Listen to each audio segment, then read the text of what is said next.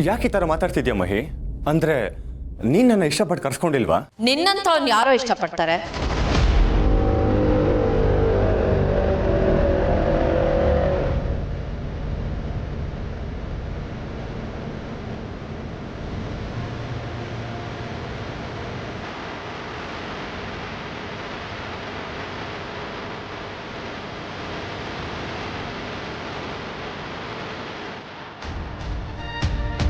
ಮಹಿಮಾ ಒಬ್ಳೇ ಇದ್ದಾಳೆ ಅಂತ ಫೂಲ್ ಆಗೋದ್ಯಾ? ಅಂದ್ರೆ ನೀವಿಬ್ರು ಸೇರಿ ಮಾಡಿರೋ ಪ್ಲಾನ್ ಇದು? ಇವಳು ಅಬಾರ್ಷನ್ ಮಾಡಿಸ್ಕೊಂಡಿರೋ ವಿಷಯ ನಿಮ್ಗೂ ಗೊತ್ತಾ? ನಿಮ್ಮನ್ನಂತೂ ಸುಮ್ಮನೆ ಬಿಡಲ್ಲ ನಾನು. ನಿಮ್ಮಿಬ್ಬರ ಬಗ್ಗೆ ಗೌತಮ್ ದೇವಾನ್ ಅವ್ರ ಹತ್ರ, ನಿಮ್ಮ ಮನೆಯವ್ರ ಹತ್ರ ಎಲ್ಲನೂ ಹೇಳ್ತೀನಿ. ನಿಮ್ಮಿಬ್ರು ಲೈಫ್ನ ಸ್ಪಾಯ್ಲ್ ಮಾಡ್ತೀನಿ.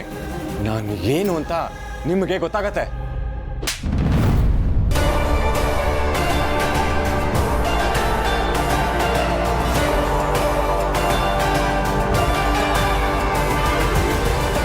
ಒಂದ್ ಹೆಣ್ಣು ಗಂಡಿನ ಆಸರೆ ಬಯಸ್ತಾಳೆ. ಅದರ ಅರ್ಥ ಅವಳ ಕೈಯಿಂದ ಆಗದೆ ಇರೋಳು ಅಂತಲ್ಲ. ಸ್ನೇಹಿತ ಅಂತ ಸಮಸ್ಯೆಗಳನ್ನ ಹೇಳ್ಕೊಂಡ್ರೆ ಅದನ್ನ ಮಿಸ್ಯೂಸ್ ಮಾಡ್ಕೊಳ್ತೀಯಾ? ಫಸ್ಟ್ ಆಫ್ ಆಲ್ ಮಹಿಮಾ ಮನಸ್ಸನ್ನ ಕದಡಿದ್ದು ನೀನು. ಮಗು ತೆಗ್ಸಕ್ಕೆ ಪ್ರೇರೇಪಣೆ ಕೊಟ್ಟಿದ್ದು ನೀನು. ಈಗದನ್ನ ಈ ರೀತಿ ಬಳಸ್ಕೊಳ್ಳೋದಕ್ಕೆ ನೋಡ್ತಿದ್ಯಾ?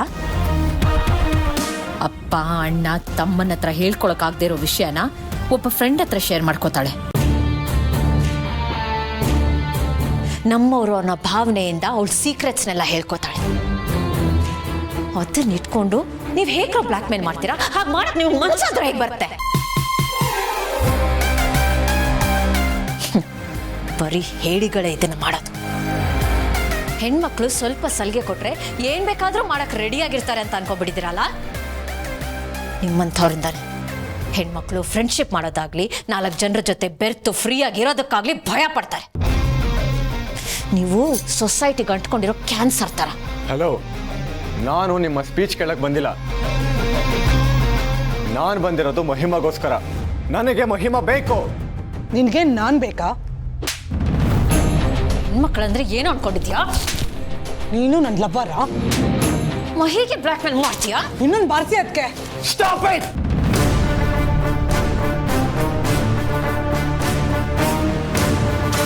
ಏನ್ ಮಹಿ, ನನಗೆ ಓಡಿಸೋದಕ್ಕೆ ಇಲ್ಲಿ ಕರ್ಸ್ಕೊಂಡ್ಯಾ?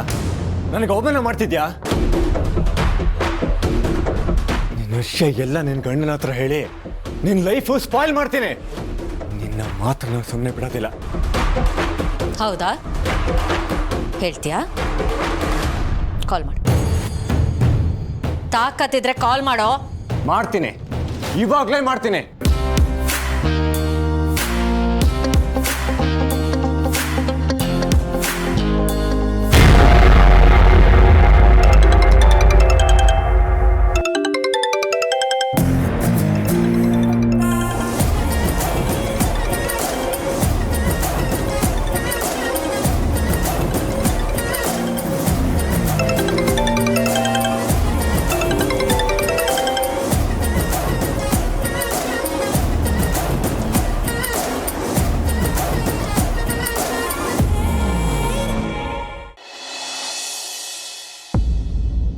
ರೀ, ರಿಪೋರ್ಟ್ ನೋಡಿದ್ರಾ? ನೋಡಿ ನಮ್ಮ ಮಗು ಸಂದಾಗೈತೆ ಅಂತ. ಇದನ್ನ ಅವತ್ತೇ ತೋರಿಸಿದ್ಯಲ್ಲ ಮಲ್ಲಿ. ನೀವೆಲ್ಲಿ ನೋಡಿದ್ರಿ? ನೀವು ಕೋಪ ಮಾಡ್ಕೊಂಡಿದ್ರಲ್ಲ. ಹೌದಲ್ಲ, ಸಾರಿ ಮಲ್ಲಿ. ಕೊಡು, ನೋಡ್ತೀನಿ, ಕೊಡು.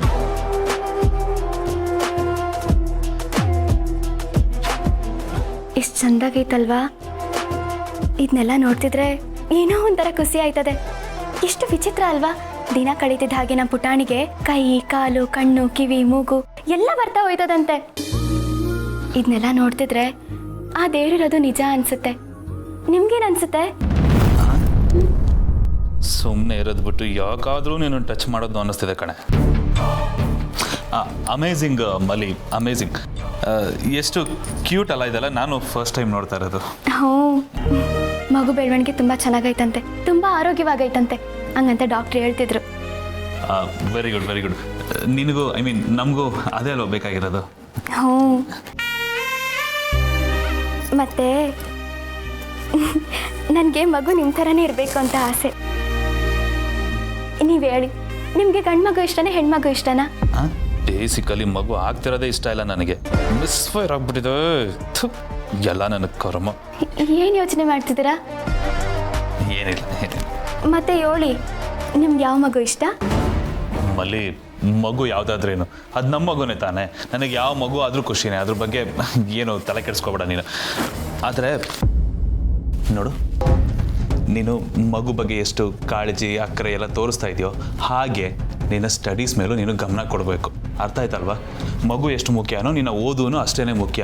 ಯಾಕಂದರೆ ನೀನೇನೋ ಸಾಧನೆ ಮಾಡಬೇಕು ಅಂತ ಹೊರಟಿರೋಳಲ್ವಾ? ಹಾಂ, ಭೂಮಿ ಕಕ್ನವರು ಹಿಂಗೆ ಹೇಳ್ತಿರ್ತಾರೆ, ನೀವು ಹಂಗೆ ಮಾತಾಡ್ತೀರ. ಭೂಮಿ ಕಕ್ನವ್ರು ಯಾವಾಗಲೂ ಏನೇ ಆದ್ರೂ ಓದೋದು ಮಾತ್ರ ನಿಲ್ಲಿಸ್ಬೇಡ ಅಂತ ಹೇಳ್ತಿರ್ತಾರೆ. ಅಷ್ಟು ಕಾಳಜಿ ಅವ್ರಿಗೆ ನನ್ನ ಮೇಲೆ. ಹೌದೌದೌದು. ಅವ್ರಿಗೆ ಮನೆಯವ್ರು ಎಲ್ಲರ ಮೇಲೂ ತುಂಬಾ ಕಾಳಜಿ. ಅದು ಮನೆಯವರಾಗಿರಲಿ, ಕೆಲಸದವರು, ಹೊರಗಿನವರು ಅಂತ ಏನು ಭೇದ ಭಾವನೆ ಮಾಡಲ್ಲ. ಎಲ್ಲರ ಮೇಲೂ ಅಷ್ಟೇ ಕಾಳಜಿ ಪ್ರೀತಿ ತೋರಿಸ್ತಾರೆ. ಈ ಮನೆಗೆ ಮಲ್ಲಿ ನಮ್ಮ ಬಿಗ್ ಬ್ರೋ ಎಷ್ಟು ಇಂಪಾರ್ಟೆಂಟೋ ಅದಕ್ಕೇನು ಅಷ್ಟೇ ಇಂಪಾರ್ಟೆಂಟ್. ರಿಯಲಿ ಅವರು ತುಂಬಾ ಗ್ರೇಟ್ ಮಲ್ಲಿ. ಅವ್ರ ಬಗ್ಗೆ ಎಷ್ಟು ಮಾತಾಡಿದ್ರು ಸಾಲದು. ನನಗೆ ಗೊತ್ತಿತ್ತು ನಿಮಗೂ ಅದಕ್ಕೆ ಮೇಲೆ ಒಳ್ಳೆ ಭಾವನೆನೇ ಐತೆ ಅಂತ. ಆದರೆ ಏನು ಮಾಡೋದು, ಸಮಯ ಸಂದರ್ಭ ನಿಮ್ಗಲ್ಲಿ ಆ ಥರ ಕೆಲಸ ಮಾಡಿಸ್ಬಿಡ್ತು. ಹಾಗೆ ನೋಡಿದ್ರೆ ಇಲ್ಲೆಲ್ಲರೂ ಒಳ್ಳೆಯವರೇ. ಒಳ್ಳೆತನದಲ್ಲಿ ಸ್ವಲ್ಪ ವ್ಯತ್ಯಾಸ ಆಯ್ತು ಅಷ್ಟೆ. ಮತ್ತೆ ನೀವು ಹಿಂಗೆಲ್ಲ ಮಾತಾಡಿದ್ದು ನಂಗೆ ಸಾನೇ ಖುಷಿ ಆಯಿತು. ಖುಷಿ ಆಯ್ತಾ?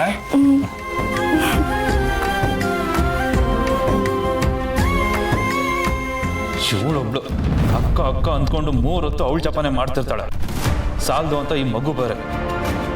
ಹೇಗಾದರೂ ಮಾಡಿ ಬೇಡದೇವ್ರ ಪಿಂಡನ ಆಚೆ ಹಾಕ್ಲೇಬೇಕು.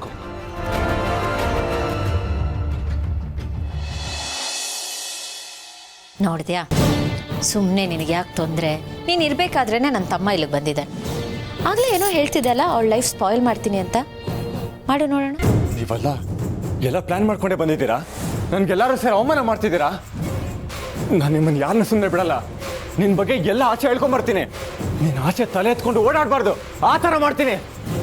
ನಿನ್ನ ಮೇಲೆ ರಿವೆಂಜ್ ತೀರ್ಸ್ಕೊಡ್ತೀನಿ ಕಣೆ, ರಿವೆಂಜ್ ತೀರ್ಸ್ಕೊಡ್ತೀನಿ. ಏನು ರಿವೆಂಜ್ ತೀರಿಸ್ಕೋತೀಯ?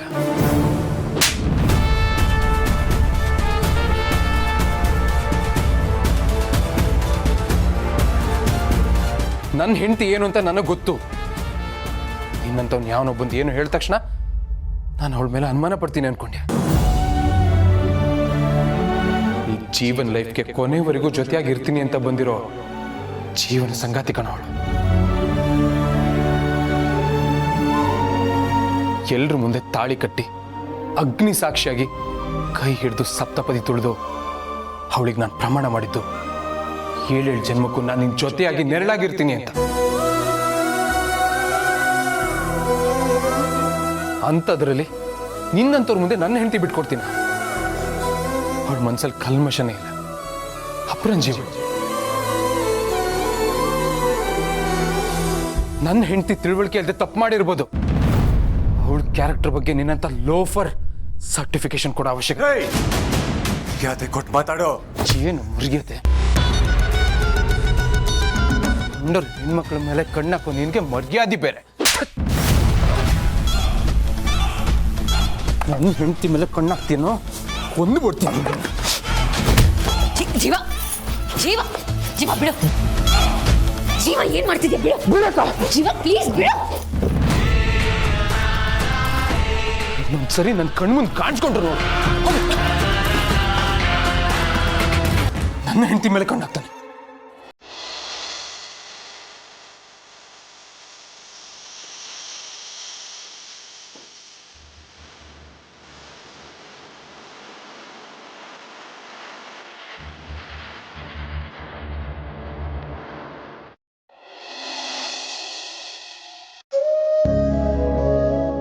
ಗೆಳೆಯ, ಒಂದು ನಿಮಿಷ ನೋಡ.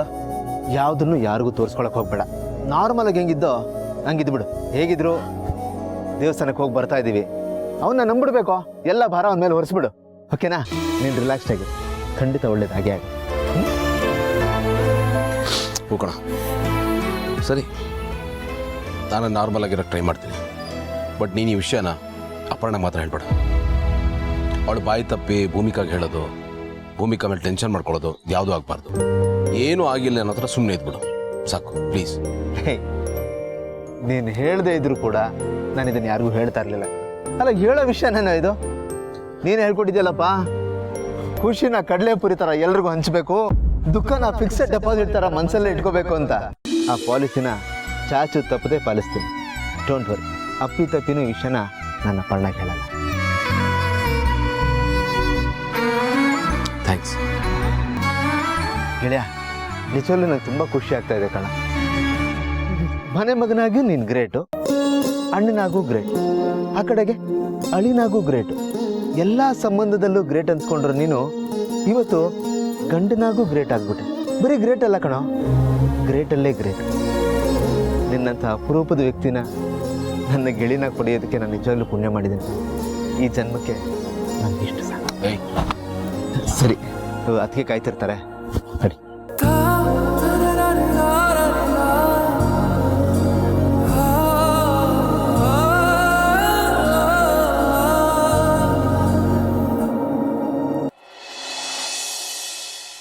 ನೋನು, ಈ ವೀಕ್ ಸ್ವಲ್ಪ ಬ್ಯುಸಿಯಾಗಿದ್ದೀನಿ. ನೆಕ್ಸ್ಟ್ ವೀಕ್ ಬರ್ತೀನಿ. ಅಮ್ಮ, ಹಾಂ, ಬಾಯ್. ಅಮ್ಮ, ಭೂಮಿಕಾ ಅವರು ಮನೇಲೂ ಎಲ್ಲೂ ಕಾಣಿಸ್ತಾ ಇಲ್ಲ, ರೂಮಲ್ಲೂ ಇಲ್ಲ, ಎಲ್ಲೋದ್ರು? ಅವಳು ಹೋಗಿ ತುಂಬತ್ತಾಯ್ತು, ಇನ್ನೂ ಮನೆಗೆ ಬಂದಿಲ್ವಾ? ಏನಮ್ಮ ನೀವು ಒಬ್ಬರನ್ನೇ ಕಳಿಸಿದ್ರಲ್ಲ, ನೀವಾದರೂ ಹೇಳ್ಬೇಕಲ್ವಾ? ಅಲ್ಲ ಗೌತಮ್, ಅವಳು ನನ್ನ ಹತ್ರ ಹೇಳ್ಬಿಟ್ಟು ಹೋದರೆ ನಾನು ಏನಾದರೂ ಹೇಳ್ಬೋದು. ಅವಳು ನನ್ನ ಹತ್ರ ಏನೂ ಹೇಳಿದೆ ನಾನು ಏನು ಮಾಡೋಕ್ಕಾಗತ್ತೆ ಹೇಳು? ಸರಿ, ಟೆನ್ಷನ್ ಮಾಡ್ಕೋಬೇಡ, ಒಂದ್ಸಲ ಫೋನ್ ಮಾಡು. ಸರಿ, ನಾನು ಹೊಡ್ತೀನಿ. ಜೀವ ಹೇಳಿದ್ ನೆನ್ಪಿಟ್ಕೊ. Take care. ಥ್ಯಾಂಕ್ಸ್ ಅಕ್ಕೆ, it means a lot. Take care.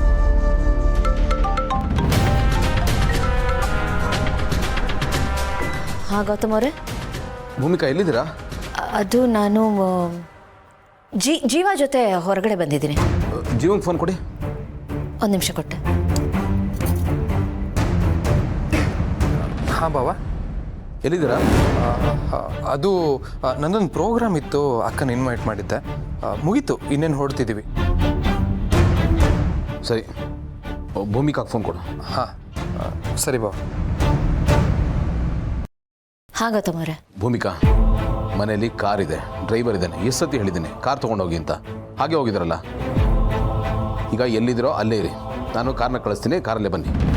ಇಲ್ಲ ಗೌತಮ್ ಅವರೇ, ನೀವು ಅಲ್ಲಿಂದ ಕಾರ್ ಕಳಿಸೋ ಅಷ್ಟರಲ್ಲಿ ನಾನು ಇಲ್ಲಿಂದ ಆಟೋ ಹತ್ತು ಮನೆಗೆ ಸೇರಿರ್ತೀನಿ. ಸುಮ್ಮನೆ ಪೆಟ್ರೋಲು ಟೈಮು ಎರಡು ವೇಸ್ಟು.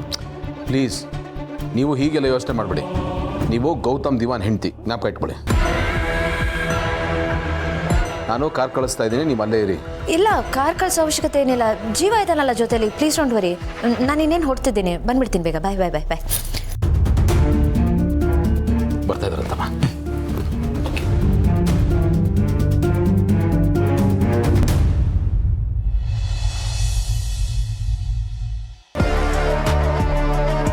ಮಲ್ಲಿ, ಜ್ಯೂಸ್ ನಿನಗೆ ಅಂತ ತಗೋ. ಅರೆ, ನೀವು ಜ್ಯೂಸ್ ತಗೊಂಡು ಬಂದ್ರಾ?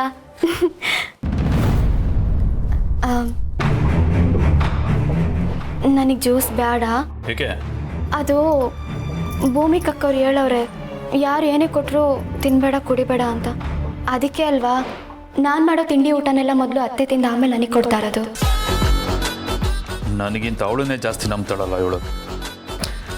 ಮಲ್ಲಿ, ಅದಕ್ಕೆ ಹೇಳೋದು ಕರೆಕ್ಟಾಗಿ ಇದೆ, ಬಟ್ ಪ್ರಾಕ್ಟಿಕಲಿ ಅದು ಹೇಗೆ ಸಾಧ್ಯ ಮಲ್ಲಿ? ಇವಾಗ ಮನೇಲಿದ್ದರೆ ಅಮ್ಮ ಟೇಸ್ಟ್ ನೋಡ್ತಾರೆ, ಟೆಸ್ಟ್ ಮಾಡ್ತಾರೆ, ನಿನಗೆ ಕೊಡ್ತಾರೆ. ಬಟ್ ಹೊರಗಡೆ ಹೋದಾಗ, ಯಾವುದಾದ್ರೂ ಹೋಟೆಲ್ಗೆ ಹೋದಾಗ ಎಲ್ಲ ಕಡೆ ಅಮ್ಮನ ಕರ್ಕೊಂಡು ಹೋಗೋಕ್ಕಾಗುತ್ತಾ? ನಾನು ಹೊರಗಡೆ ಹೋದರೂ ಏನು ತಿನ್ನಲ್ಲ ರೀ. ಅಕ್ಕ ತುಂಬ ಸ್ಟ್ರಿಕ್ಟಾಗಿ ಹೇಳವ್ರೆ. ಅದು ದೇವಸ್ಥಾನದ ಪ್ರಸಾದನೇ ಆಗಿದ್ರು ಅದನ್ನು ಮುಟ್ಟಕ್ಕೆ ಹೋಗ್ಬೇಡ ಅಂತ ಹೇಳವ್ರೆ. ನಾನು ಅದನ್ನು ತುಂಬ ಕಟ್ನಿಟ್ಟಾಗಿ ಪಾಲಿಸ್ತಾ ಇವನು ರೀ. ಅಕ್ಕವ್ರು ಹಾಕಿದ ಗೆರೆ ನನಗೊಂಥರ ಲಕ್ಷ್ಮಣ ರೇಖೆ ಇದ್ದಂಗೆ. ನಾನು ಅದನ್ನು ಯಾವತ್ತೂ ದಾಟಕ್ಕಿಲ್ಲ. ಆಮೇಲೆ ಅವ್ರ ಗೆರೆನ ಯಾಕೆ ಹಾಕ್ತಾರೆ? ನನ್ನ ಒಳ್ಳೇದಕ್ಕೇನೆ ಅಲ್ವಾ. ನಾನು ಅವ್ರನ್ನ ಅಷ್ಟೇ ಗೌರವಿಸ್ತೀನಿ, ಅಷ್ಟೇ ನಂಬ್ತೀನಿ ಕೂಡ. ಕರ್ಮ, ಅವಳು ಬರೀ ಬಿಗ್ ಬ್ರೋನಲ್ಲ, ಮನೆಯವ್ರಿಗೆ ಎಲ್ರನ್ನೂ ಹೋಲ್ಸೇಲಾಗಿ ಬುಟ್ಟಿಗೆ ಹಾಕೊಂಡ್ಬಿಟ್ಟಿದ್ದಾಳೆ. ಮಲ್ಲಿ, ನಾನು ನಿನ್ನ ಗಂಡ ಅಲ್ವಾ, ನನ್ನೂ ನಂಬಲ್ವಾ? ಛೇ ನಿಮ್ಮ ನಮ್ದೆ ಇನ್ನು ಯಾರನ್ನ ನಂಬಲಿರಿ? ಆದರೆ ಆಗಲೇ ಹೇಳ್ದಂಗೆ ನನ್ನ ಅಕ್ಕವ್ರು ಹಾಕಿದ ಗೆರೆನ ಯಾವುದೇ ಕಾರಣಕ್ಕೂ ದಾಟಲ್ಲ, ಅವ್ರ ಮಾತನ್ನ ಮೀರಲ್ಲ. ನೀವು ಬೇಜಾರು ಮಾಡ್ಕೋಬೇಡಿ ಆಯಿತಾ? ನಾನು ಇದನ್ನೆಲ್ಲ ಮಾಡ್ತಿರೋದು ನಮ್ಮ ಮಗುಗೋಸ್ಕರನೇ ಅಲ್ವಾ? ಸರಿ ಮಲ್ಲಿ, ಪರವಾಗಿಲ್ಲ. ಒಂದು ವೇಳೆ ಭೂಮಿ ಕಾತಿಗೆನೆ ನಿಂಗೆ ಏನಾದರೂ ಕುಡಿ ಅಥವಾ ತಿನ್ನು ಅಂತ ತಂದು ಕೊಟ್ರೆ ಆಗ್ಲೂ ಬೇಡ ಅಂತೀಯ? ಹೌದು, ಅವ್ರ ಅಂತ ಅಲ್ಲ, ಅದು ಅಮೃತನೇ ಆಗಿರ್ಬೋದು. ಆದರೆ ನಾನು ಮಾತ್ರ ಅದನ್ನ ಬಿಲ್ಕುಲ್ ಮುಟ್ಟಕ್ಕಿಲ್ಲ. ಅಕ್ಕರೇ ಹೇಳವ್ರೆ, ಖುದ್ದಾಗಿ ಅವರೇ ಏನಾದರೂ ತಂದುಕೊಟ್ರು ಅದನ್ನು ನಾನು ಮುಟ್ಬಾರ್ದಂತೆ. ಸರಿ ಮಲ್ಲಿ, ನಾನು ಪ್ರೀತಿಯಿಂದ ನಿನಗೆ ಅಂತ ಜ್ಯೂಸ್ ತಂದೆ. ಟೇಸ್ಟ್ ಮಾಡೋದು ಯಾಕೆ, ನಾನೇ ಕುಡಿತೀನಿ.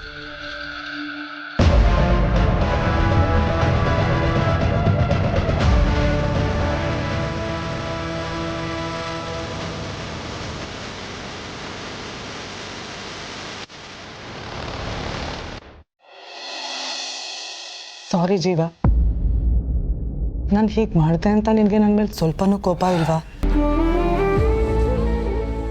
ಕೋಪ ಇಲ್ಲ, ಆದರೆ ಬೇಜಾರಿದೆ. ನನ್ನ ಹತ್ರ ನೀನು ಯಾಕೆ ಹೇಳ್ಕೊಂಡಿಲ್ಲ ಅಂತ.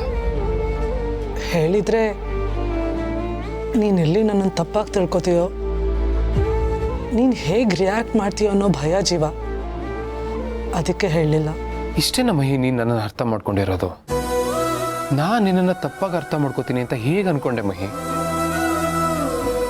ಮಗು ಮುಖ್ಯ ನಿಜ, ಆದರೆ ನನಗೆ ಮಗುಗಿಂತ ನೀನು ಮುಖ್ಯ. ಮಹಿ, ನಾನು ಪ್ರೀತಿಸಿದ ನಿನ್ನ, ನೀನು ನನ್ನ ಮಗು ಥರನೇ. ಆದರೂ ನಿನಗೆ ನನ್ನ ಮೇಲೆ ಸ್ವಲ್ಪನೂ ಬೇಜಾರು ಕೋಪ ಏನೂ ಇಲ್ವಾ ಜೀವ? ಖಂಡಿತ ಇಲ್ಲ. ತಿಳುವಳಿಕೆ ಇಲ್ಲದೆ ನೀನು ಮಿಸ್ಟೇಕ್ ಮಾಡಿರ್ಬೋದು, ಆದರೆ ಅದರಿಂದನೇ ನೀನು ಕ್ಯಾರೆಕ್ಟರ್ನ ಜಡ್ಜ್ ಮಾಡೋದು ನನ್ನ ಮಿಸ್ಟೇಕ್ ಆಗುತ್ತೆ. ತಪ್ಪು ಯಾರು ಮಾಡಲ್ಲ, ಎಲ್ಲರೂ ತಪ್ಪು ಮಾಡ್ತಾರೆ. ಆ ತಪ್ಪನ್ನು ತಿದ್ಕೊಂಡು ಸಾಗೋದೇ ಜೀವನ. ನಿನ್ನನ್ನು ನಾನು ಅರ್ಥ ಮಾಡ್ಕೊಳ್ದೆ ಇನ್ಯಾರು ಅರ್ಥ ಮಾಡ್ಕೊಳಕ್ಕೆ ಸಾಧ್ಯ? ಇಟ್ಸ್ ಓಕೆ, ಮನಸ್ಸಲ್ಲಿ ಏನು ಗಿಲ್ಟ್ ಇಟ್ಕೋಬೇಡ. ಬಟ್ ನಿನ್ನ ಹತ್ರ ಒಂದು ರಿಕ್ವೆಸ್ಟ್, ಇನ್ಮೇಲೆ ಯಾವ ವಿಷಯನೂ ನನ್ನಿಂದ ಮುಚ್ಚಿಡ್ಬೇಡ. ಅದು ಏನೇ ವಿಷಯ ಆಗಿರಲಿ ನನಗೆ ಹೇಳು, ನಾನು ಅರ್ಥ ಮಾಡ್ಕೋತೀನಿ. ನೋಡು, ಅದು ಏನೇ ಇರಲಿ, ಯಾವುದೇ ಸಂದರ್ಭ ಆಗಿರಲಿ, ನಾನು ನಿನ್ನ ಬಿಟ್ಕೊಡಲ್ಲ. ಅದು ನಿನ್ಗೆ ಗೊತ್ತಿರಲಿ. ಆದರೆ ಜೀವ, ಈ ವಿಷಯನ ನೀನು ತಗೊಂಡು ಹಾಗೆ ಮನೆಯವರು ಇಷ್ಟೇ ಲೈಟಾಗಿ ತಗೋತಾರಾ? ಈ ವಿಷಯನ ಮನೆಯವ್ರಿಗೆ ಹೇಳೋದೇ ಬೇಡ, ಏನು ಡಿಫ್ರೆನ್ಸ್ ಆಗಲ್ಲ. ಇದು ನನ್ನ ನಿನ್ನ ಅಕ್ಕನ ಮಧ್ಯೆನೇ ಇರಲಿ. ಏನೂ ಆಗಿಲ್ಲ ಅನ್ನೋ ಥರ ಆರಾಮಾಗಿದ್ಬಿಡು. ನೀನು ಮೊದಲಿನ ಮಹಿ ಹಾಕಬೇಕು ಅಷ್ಟೇ ನಾನು ಬಯಸೋದು.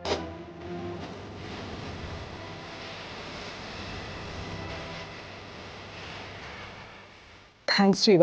ಇಟ್ಸ್ ಓಕೆ, ಬಾ ಮನೆಗೆ ಹೋಗೋಣ, ಬಾ.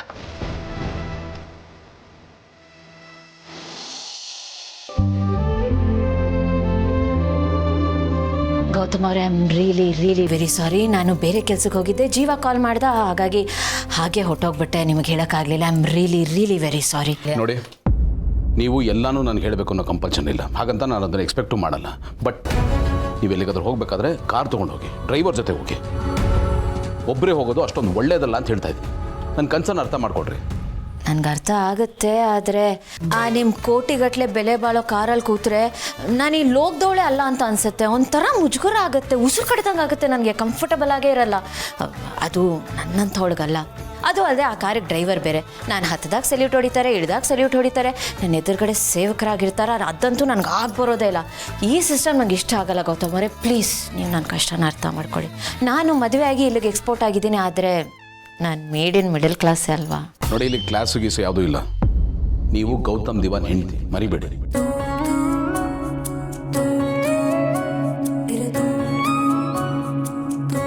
ಹೇಳಿದ್ದು ಅರ್ಥ ಆಯ್ತಾ? ಚೆನ್ನಾಗಿ ಅರ್ಥ ಆಯ್ತು. ನಾನು ಗೌತಮ್ ದಿವಾನ್ ಹೆಂಡ್ತಿ. ಹಾಂ, ಆದರೂ ಏನು ಆದರೆ? ಸದಾಶಿವ ಮಗಳು. ಹುಟ್ಗುಣ ಸೊಟ್ಟರು ಹೋಗಲ್ಲ ಅಂತಾರಲ್ಲ, ಸೊ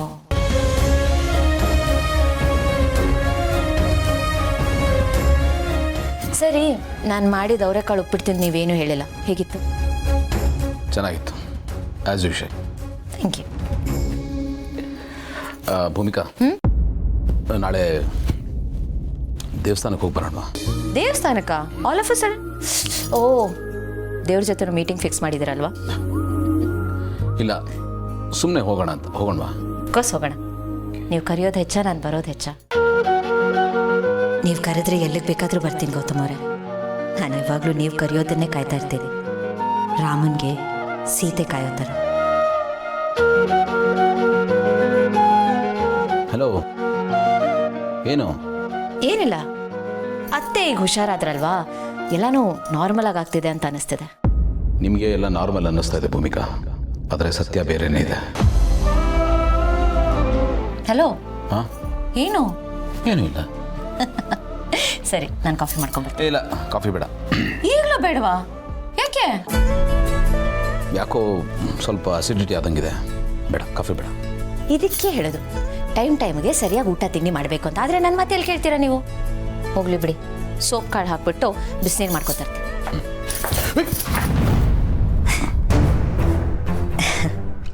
ಹುಷಾರಾಗಿ ನೋಡ್ಕೊಂಡು ನಡೀರಿ. ನಾನು ಜಾರಿದ್ರು ನನ್ನನ್ನು ಹಿಡಿಯೋಕೆ ನೀವಿದ್ದೀರಲ್ಲ.